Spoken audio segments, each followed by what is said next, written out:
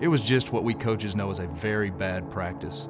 And I snapped. I lost it. I don't know what I said. All I remember is screaming, throwing a fit, and telling my team to go get a drink, take a break. At that point, I remember thinking, I'm about to have a heart attack. And I stood with an FCA staff member, Drew Beard, and he told me about three-dimensional coaching.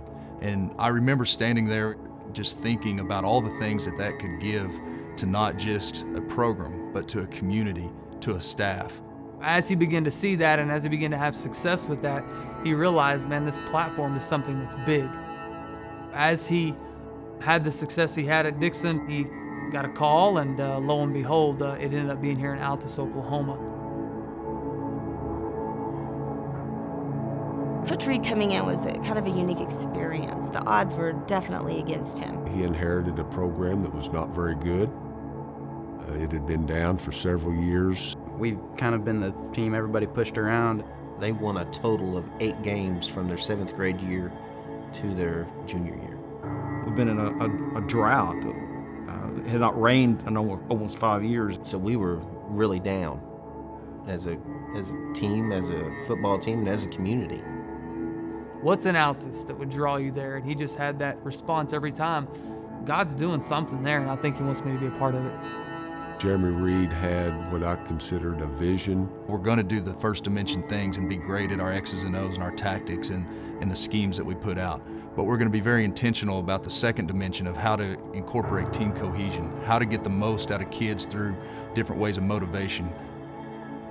Our goal is to be that third dimension, to show that it's more than just about sport, that it's about caring for somebody as a person first and as a player second. This coaching staff came in. They praised the kids, and they brought a whole new mindset. There's going to be times we coach them hard, but we're going to love them. We're going to think about their life. I didn't really buy into it until I could see exactly how it molded us together on the field. Something was changing inside the locker room and with the relationship between coaches and athletes.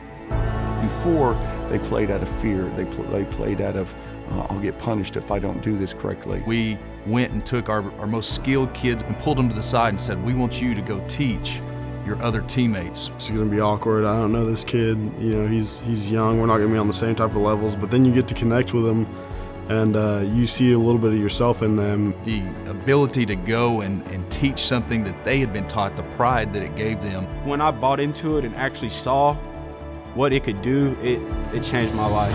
It really did. It changed my life as a whole. We were just together all the time. It was fun, and there was no arguing in the locker room. And the kids were starting to buy into the brotherhood and the family. Going to another coach's house just felt like another home outside of our own homes. Once or twice a week, we'd go eat at our position coaches' houses. It was just a way for us to make a relationship with those kids off the field, and for them to be in our homes and have a meal, to sit down together and have a meal. He's touched those kids' hearts in a way that they trust him. And to watch this transformation, it would make the hairs stand up on the back of your neck. As a coach's wife, your husband comes home and he's talking about what's happening on the field. I noticed that Dusty and I's conversations about our kids or our athletes changed. We were talking about kids who were struggling or kids who needed to be lifted up a little bit. And I've seen these kids develop so much quicker. They work so much harder now. You know, our discipline problems and just the number of complaints, those issues really were diminished. When they started to connect with who these kids were and what they were trying to accomplish, our community really fell in love with this team. I'd never seen that in this community before, of our community coming together to support our students. That first game, I knew it was going to be a great season, and we'd have a good turnout from the community. It brought the whole community together as one. And that just continued to grow through the rest of the season. We knew we had something special, that's something that could really, flip the town upside down, and that's basically what happened. It was a constant story, running story throughout the year. There was dynamics to it constantly. Somebody would shine, and then another kid would shine the next week. I felt like the odds were against us. They were going to keep fighting. It was just that will to win that he developed in our kids. I had never seen a coaching staff bond together the way that coaching staff has done. And then the day of the championship, they were just packed. Our field goal kicker walks up. He kicks game-winning field goal to win the game. And they call a timeout right as he kicks the ball. You kick that field goal to win, and even though you hit it, it didn't count. He goes back out on the field, and right before he kicks the ball, he turns and looks at Coach Reed, and Coach Reed looks at him and says, "No matter whether you hit this or not, I'm still going to love you, and you're an amazing kid." He goes, "I got this, Coach Reed." He walks out, kicks a 40-yard field goal, wins state championship game.